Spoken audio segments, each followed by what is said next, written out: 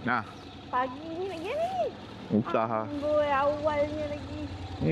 Dah nak keluar dah. Aduh. Pagi nak merayau.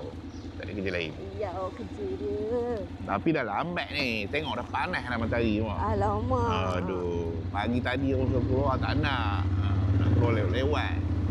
Hei, macam lah cerita.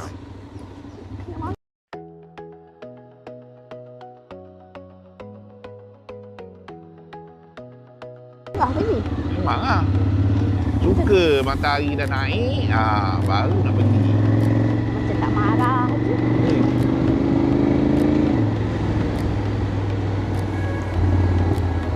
Tengok bukan ada orang pun lagi.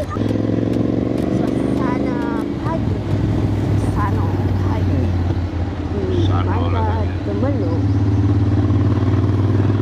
Oh, Bandar Lampung. Ni rumah saya memang besar, tempat saya memang besar.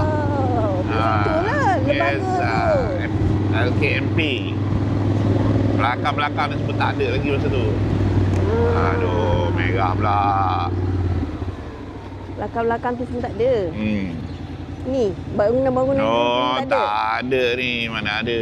Dulu apa? Hutan belantara. Hutan belantara. Oh, tu balai polis.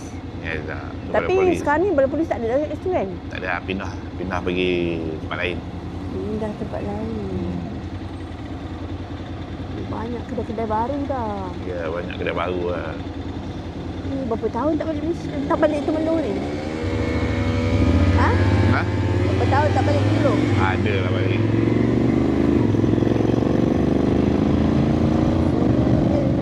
Tak busy pun. Tak ada orang. Tak ada orang pun. Okey ni. Ni tahu sebab apa? Cuti dah habis. Dah habis.